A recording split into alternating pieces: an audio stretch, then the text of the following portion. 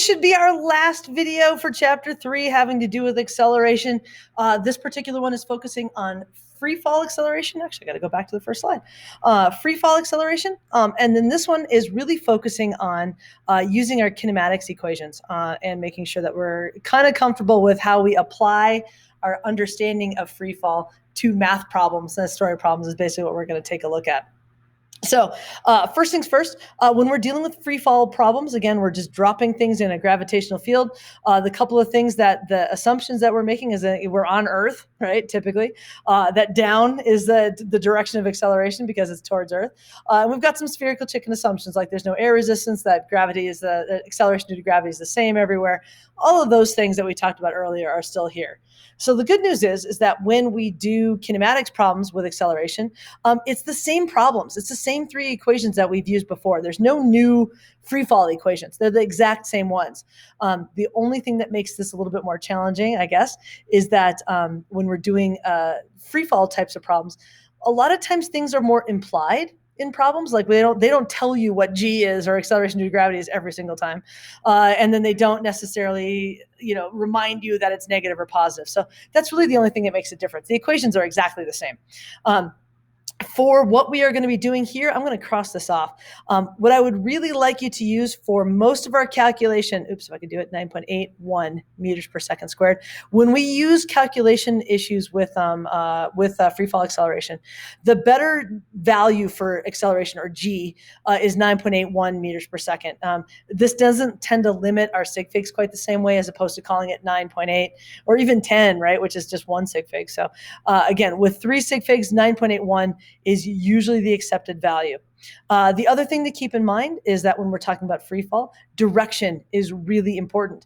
It's something that we almost take for granted. So you got to be really intentional about how you're dealing with direction. So typically students define this direction as positive, but it doesn't need to be. If that direction is positive, then acceleration is this direction and its value is negative 9.81 meters per second squared. Again, just pay attention to the directions. There are plenty of cases, and some students get really used to doing this and really like to manipulate it, where sometimes it's actually easier to say, hey, this direction's positive. There's nothing that says you can't. It's your coordinate system. In which case, if acceleration is that direction, then the value of acceleration is just positive 9.81 meters per second squared. So just be careful about it. So when people talk about what is acceleration due to gravity, the magnitude is 9.81. Whether you call it positive or negative depends on your coordinate system. So just be really conscientious about how you define that. So here's an example of kind of a startup problem that we'll use to kind of show how we apply this. I'll show you, I'll kind of model how I address these sorts of problems. This is one of those ones where it doesn't look like there's enough information to solve it. And there is. So that's what we want to take a look at, is how do we use the givens, the knowns that are a part of free fall acceleration to solve some kinematics problems. So let's say you accidentally drop your physics book off a 1-story building. How fast is that book going when it hits the ground? That's basically what we're trying to look. So we know a few things about this. So what I'm going to do is I'm going to actually model what I would typically do to solve this. Here's my book. I'm going to drop it. I'm dropping it to the ground. So actually, kind of do a quick little sketch of some sort. This will help you with some issues that come up, especially regarding negative signs. So don't hesitate to sketch it just a little bit. I'm going to use my typical, this direction is positive. I'm going to do that. Let's take a look at the problem. What do we know? What are we given? What do we need to find out? So we're going to drop our physics book. So this particular phrase means that when you're dropping it, that our VI is equal to 0 meters per second. So it's kind of one of those things that's implied. But dropping it means you're not throwing it at the ground. You're not throwing it up in the air. Just drop my pen. It means that you're literally just letting go. So your VI can be assumed to be 0. We have a window that's 3.5 meters above the ground. So we know that DI right here is equal to 3.5 meters. And it's going to fall to the ground. So that's going to be DF, right? It's going to end up at the ground, and that is going to be 0 meters. If up is positive, then this is positive 3.5 meters. The ground has to be defined as 0 meters. Again, that's the way that we would probably do it in this system. And we want to know how fast, so that's a V, the book is going when it hits the ground. So we're trying to find VF is what we're trying to find. So that's our final thing that we're looking for. So again, this is one of those things where it doesn't look like there's enough in the problem to begin with, but there's some of these hidden things like VI equal to 0, DF equal to 0. And we also know acceleration, which is this direction, is equal to 9.81 meters per second squared. Because it's going downwards and our positive direction is upwards, that means our acceleration here is negative. So do we have an equation that has these? I'm going to go back to the equations page. Do we have an equation that has velocities, has displacements, and it has acceleration? So let's take a look at our previous page real quick. There is one and only one equation that works for this. We don't have time in our problem, and we know we ain't got no time for that. There's one equation that we use. If you're not given time, you're almost always going to use this equation because again, no time for that. I know it's an old meme and it's getting pretty stale, but that's okay. We still use it. So our equation that we're going to use here is VF squared equals VI squared plus 2A delta D, change in displacement. So let's start plugging our numbers in. What do we have? What do we need? And let's talk about the things we have and we don't have. So VF is what we're looking for. So we're just going to leave that as VF squared. We don't know what that is. That's still going to be a variable. VI squared, we decided that was 0. So I'm going to start by plugging it in there, 0 squared. Don't just leave it out. Don't skip it. Write it in there as 0 squared. That's an important step for your head to go, yeah, VI is equal to 0 because it isn't always. And we've got 2 times acceleration, negative 9.81, times delta D. Now, what's delta D? I'll remind you that delta D is dF minus di. It's always the ending position minus the initial position. So now I can kind of plug some of those numbers in here. This is important. This is one of the common mistakes that students make. dF is 0. di is 3.5 meters, 3.5 meters. If you just plug in the 3.5, your negative sign is wrong, or your sign is wrong. You just plug it in as positive 3.5. It's falling. Its displacement is in the negative direction, so your delta D has to be negative. So now it's kind of a math thing, right? So 2 times 9.81 times negative 3.5. The negative signs end up canceling each other out, right? Negative 9.81, negative 3.5. So this means that VF squared equals 68.67. Be careful. Don't forget to take the square root. A lot of times say, hey, I'm done, 68.67. It's an answer, I'm done. You got to take the square root. So second square root, second answer. Our VF, our final, is plus or minus 8.2867 and change. So why did I write plus or minus? Again, remember, you're taking a square root of something. Square root is plus or minus, right? The square root of 9 is either plus 3 or minus 3. So you do have to do that plus or minus there. Because again, it's a direction. We have to stop and think, is our velocity positive 8 point something or is it negative 8 point something? This is the analysis part that you really got to stop and think about what the numbers mean. It's not the algebra that's hard. It's the everything and thinking about the system that's hard. So let's figure out what our final answer's got to be. So sig figs, looks like we have 2 sig figs in our problem. So I'll round that to 2 sig figs. It's a velocity, so we need to use units for it. Units are going to be meters per second. And then is it positive or negative? Okay, well, what direction is it going? It's falling. VF is this way. Therefore, that's the negative direction, and our final velocity needs to be negative. So our final answer, VF, is equal to negative 8.3 meters per second. 8.3 because it's 2 sig figs only, negative because it's downward, meters per second because it's a velocity. So again, you got to pay attention to those little details. They make a big difference in physics, whether you're going up or down. It really does matter. So let's take a look at it. A second example. This is a good one for you to practice on. So now instead of just dropping the ball, now you're going to spike a water balloon, not the same first story, just hit your friend right in the face. How fast is the balloon moving when it hits your friend? So I'll give you guys a moment. Now is a really good time to hit pause, and then you can come back and see if you get the same answer that I do when you're done. Again, good practice. So I'm going to start going. So now we've got a water balloon. I'm going to spike it downwards, and I'm throwing it to the ground. So what do I know about this? Same window. So DI equals 3.5 meters.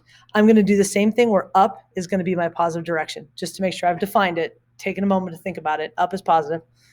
Okay, now I've got a downward speed of 8.0 meters per second. This means I have a VI. That's what this means. VI equals 8.0 meters per second. But now be careful. Again, It's downward, so it has to be negative 8.0 meters per second. It won't always say a downward speed of negative 8 meters per second.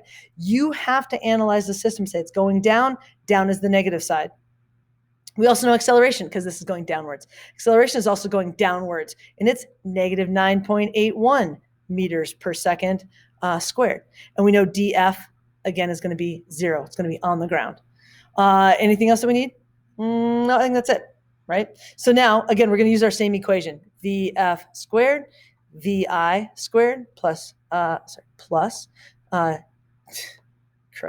There we go. Let's try again, but let's actually try to write this in normal. Plus 2a delta d. Okay, why didn't I use the other equations? Again, I ain't got no time for that. If I don't have time, this is the equation that you're going to end up using. Or you have to use a second equation to find time first, but that's just extra steps. So what do we know? We're solving for VF. I don't know what it is. We now know what VI is. It's negative 8 meters per second. Square it. Plus 2 times negative 9.81 plus our negative displacement. df minus di, again, is 0 minus 3.5 meters. So we've got a couple of negatives that's in there. So what do we get? Now 8 squared is 64 plus, I remember this from last time, 2 times negative 9.81 times 3.5 is 68.67. Again, the two negative signs cancel each other out, so that becomes positive. And this is VF squared. So what is VF? Okay, well, I'm going to add those two things together. 68.67 plus 64 is equal to 132.67. And then I'm going to take the square root of that. So anyway, we'll do VF squared is 132.67. So V equals plus or minus, again, square root plus or minus 11.518 and change, right? And some extra stuff, meters per second. So again, sig figs, direction, and units. So our units is meters per second. We only have 2 sig figs. So 11.5 rounded to 2 sig figs is actually 12. You got to round it, 12 meters per second. And then what direction is that going? It's going down, right? It's falling. Therefore, our final answer is negative 12 meters per second. And of course, it should be going faster than the previous one. When we just dropped it, it achieved a speed of 8 point something meters per second. And now that we're throwing it down, it's got a speed of 12 meters per something. It makes sense that it would be going faster that way. By the way, if you don't have your negative signs in there in the right spot, you might actually get a final velocity that's slower, and that wouldn't make sense at all. Okay, so next set of problems that go along with these is more about throwing things up in the air, not just dropping them, but throwing them up first. So you have a VI that's going that direction. There's some things that we know about things motion. We're throwing it up in the air and when it comes back down. So here's some important things that we know. We know now that we have a VI, right, that's going this direction. It's positive. We also know that it's going to be slowing down as it goes up to the top, right? Because A is going this direction. So that means on its way up, it's slowing down. And at some point in time, it achieves at that maximum height right there, a very specific final speed. VF equals 0 meters per second. Just for an instant, it doesn't stay there for long. It goes up to 0 and then it starts accelerating right back down right away. So it's changing its direction, positive velocity up. And then we know when it's coming back this direction, that what's going down here, this V is going to be negative because it's going downward. So this could be a different kind of a VF, I guess. VF at the top versus VF at your hand, I guess, if you want to think about it that way. So again, VI is going upwards if you've got a positive throwing it up velocity. VF at the top, maximum height, is equal to 0. VF at the bottom is actually a really interesting case. If we catch it at exactly the same height that we threw it as, exactly the same height, then what we actually know about VF is that at this particular spot, VF here is equal to negative VI. At the end, if we start it here and end it here, same height, then VF is equal to negative VI. Catch it anywhere else, or like if it falls to the ground here, VF is going to be different. But if you're catching it at that same height, VF and VI are the same. Some other things that we know about times. If we know how long it takes to get up to the top, it's going to take the exact same amount of time to get to the bottom. So if this is t, then the time to go all the way back down is 2t. So a couple of things to know just about that, or if you know how long it takes to get all the way back to the ground, then the time to get up here would be half, right? So again, there's some things that we know about projectile motion, throwing something up in the air. Up at the top, the velocity is equal to 0. At the bottom again, VF equals negative VI, if you wish to call it that. And then the time ratio, the time to the top versus time to the bottom. Again, it's going to take half the time to get to the top, and you can double that to get all the way to the bottom of that flight. So let's apply this to a problem here. So what's the maximum height that you can achieve by throwing something upwards with an initial velocity of 42 meters per second? So again, now what does this mean? Label your problem. Okay, we're going to say up is positive. Our VI here equals positive 42 meters per second.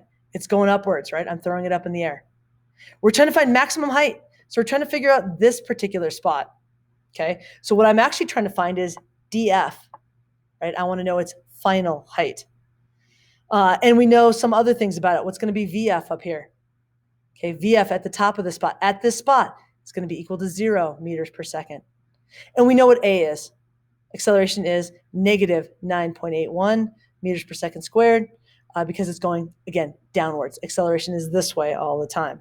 So do we have an equation that has DF, VF, VI, and A in it? Well, let's go back and look. This one may be a hard one. We have maybe a two-parter on this one, right? Hold on. Do we have one? We don't have time yet. So do we have an equation that's got VF, VI, A, and D? We're still going to use that same bottom one. We don't have the time to get up there.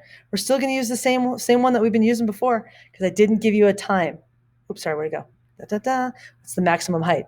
So we're still going to use the same one. VF equals VI, squared, plus 2A delta D. Same equation. We use this equation a lot when we don't have time. By the way, if you don't have time, that's probably the equation you're going to use. So VF squared now is 0.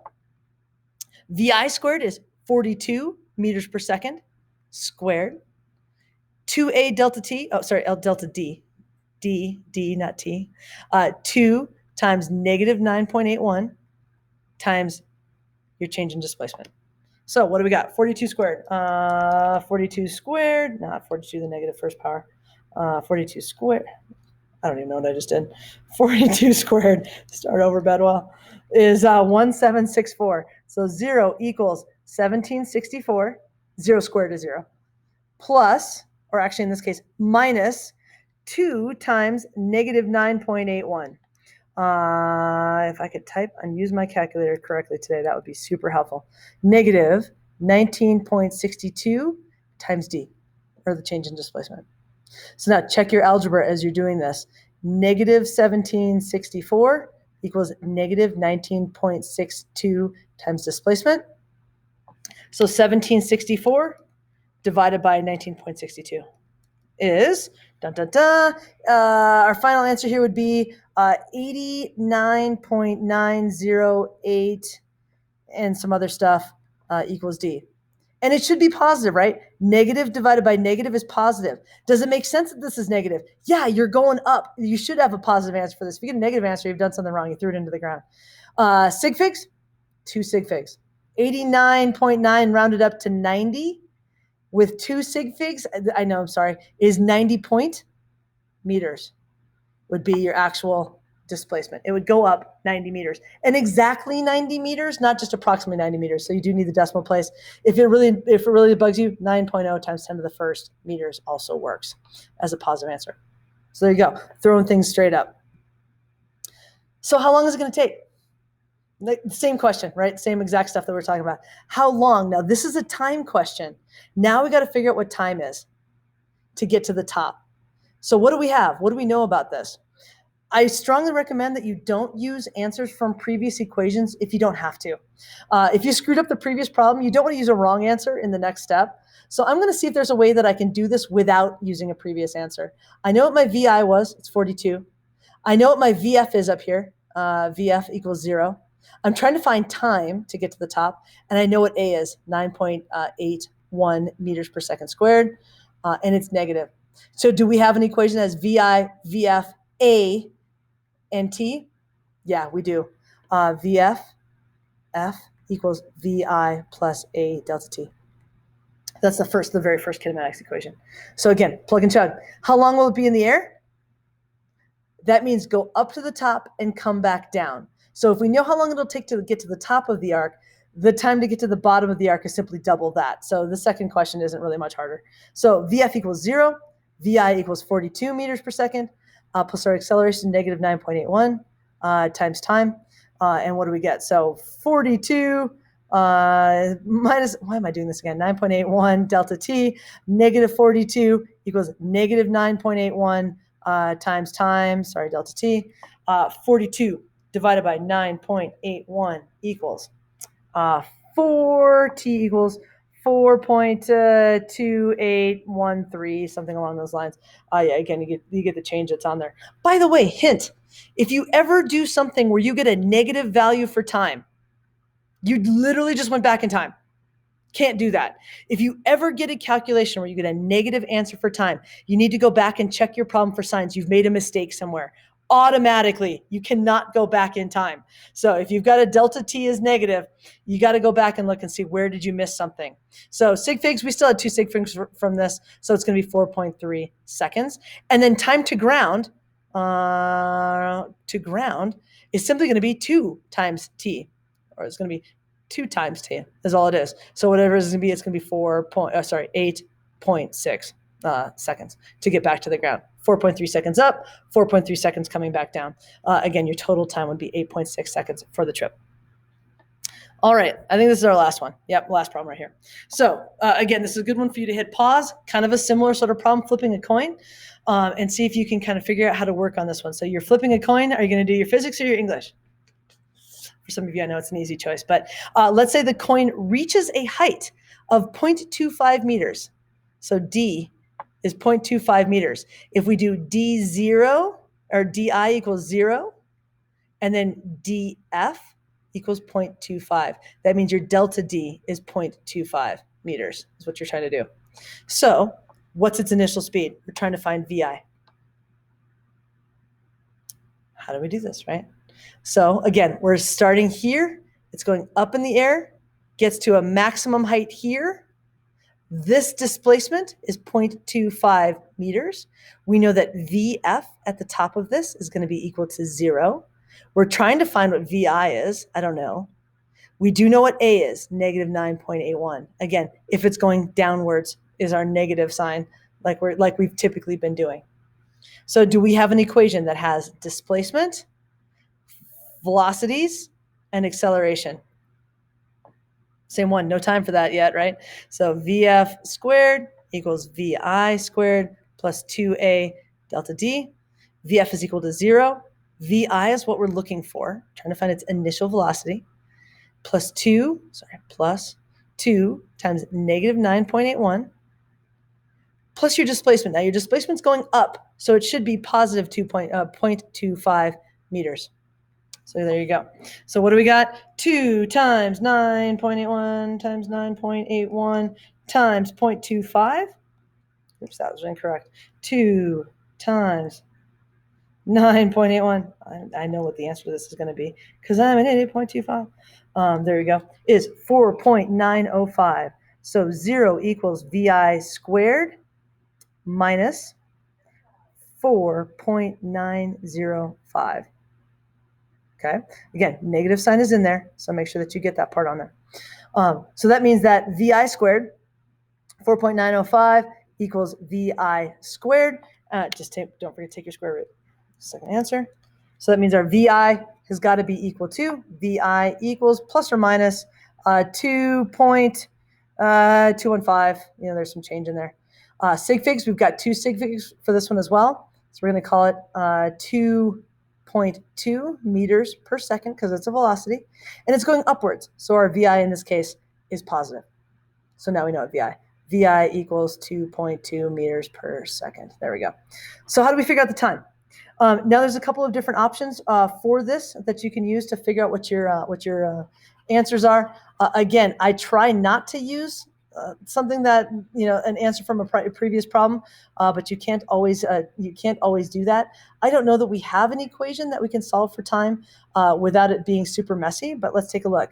The one equation that I can think of that might work would be df, if I can get my thing here. Let's see if this one will work. df plus equals, di plus vi delta t plus 1 half a t squared. That's the other one I think will work for this. Do we have all the pieces for this? Well, df is equal to 0.25. So we got that. di is equal to 0. So we got that. vi is equal to 0, right? Or no, it's not. vi is equal to 0.25. Be careful with me. 0.25 meters per second times delta t, which we don't know, plus 1 half times negative 9.81 times delta t squared. Okay, so if you get to the spot, I'm doing this because you don't want to do this. You really don't want to try to solve a quadratic. I'm assuming you don't want to solve a quadratic, right? I don't want to solve a quadratic. So this is one of those cases where you do need to use an answer from a previous problem to make this one work.